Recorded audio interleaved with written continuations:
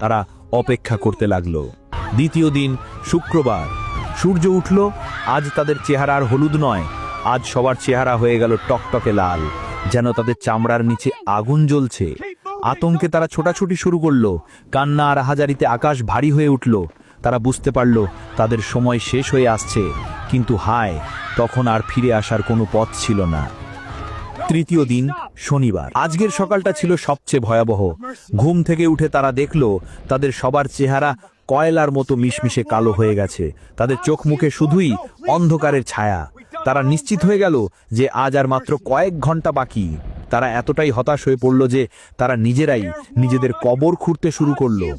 কেউ কেউ কাফন পরে মৃত্যুর জন্য অপেক্ষা করতে লাগলো। পুরো শহরে নেমে এলো এক ভুতুড়ে নিস্তব্ধতা। কোনো হাসি নেই, কোনো গান নেই, শুধু মৃত্যুর প্রহর গোনার শব্দ। এদিকে আল্লাহ রাব্বুল আলামিন হযরত সালেহ আলাইহিস সালামকে নির্দেশ দিলেন, হে সালেহ, তুমি তোমার ঈমানবার সঙ্গীদের নিয়ে দ্রুত এই জনপদ ত্যাগ করো। ভোরের আলো ফোটার আগেই এই অভিশপ্ত এলাকা ছেড়ে চলে যাও।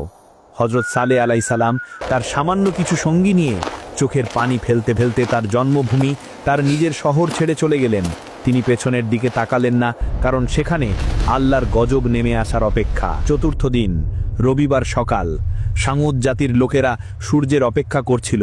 সূর্য উদিত হলো, চারিদিক একদম শান্ত।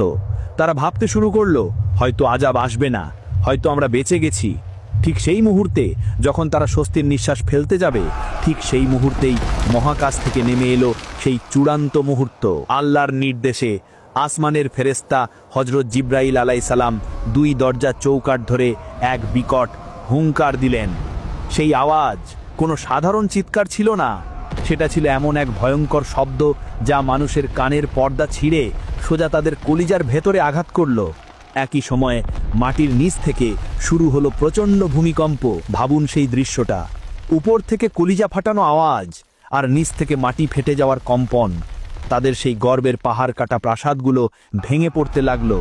তারা পালানোর চেষ্টা করলো, কিন্তু পারল না। সেই আওয়াজের তীব্রতায় তাদের সবার হৃৎপিণ্ড বুকের ভেতরেই বিস্ফোরিত হয়ে গেল। কারো মুখ দিয়ে একটা শব্দও বের হলো না। তারা যে যেখানে ছিল, কেউ বসে, কেউ দাঁড়িয়ে, কেউ শুয়ে, ঠিক সেই অবস্থায় তাদের মৃত্যু হলো। তাদের হাঁটু গেড়ে উপুড় হয়ে পড়ে থাকার দৃশ্য দেখে মনে হচ্ছিল যেন তারা কোনোদিন এই পৃথিবীতে বেঁচে ছিল না। মুহূর্তে একটা পুরো জাতি, যারা নিজেদের অমর ভাবত, তারা শুকনো খড়কুটোর মতো ধ্বংস হয়ে গেল। আজ সৌদি আরবের মাদায়েন সালে এলাকায় গেলে এখনও সেই পাহাড় কাটা ঘরবাড়িগুলো দাঁড়িয়ে আছে, কিন্তু ভেতরে কেউ নেই। বাতাস সেখানে হু হু করে কাঁদে। আল্লাহ নিদর্শন রেখে দিয়েছেন কিয়ামত পর্যন্ত আসা মানুষের জন্য। এই ঘটনা আমাদের শেখায়, শক্তি, টাকা বা ক্ষমতা থাকলেও আল্লাহর ধরা থেকে বাঁচা যায় না। সামুদ জাতি উটনীকে হত্যা করে ভেবেছিল তারা জিতে গেছে, কিন্তু আল্লাহর এক আওয়াজেই তারা ইতিহাসের আস্তকুড়ে নিক্ষিপ্ত হয়েছে। তাই আসুন আমরা আমাদের গুনহার জন্য আল্লাহর কাছে তওবা করি, আল্লাহর দেওয়া সীমার ভেতরে থাকি, কারণ মৃত্যু কখন কোন দিক থেকে আসবে তা কেউ জানে না। আল্লাহ আমাদের সবাইকে সামুদ জাতির মতো পরিণতি থেকে রক্ষা করুন, আমিন।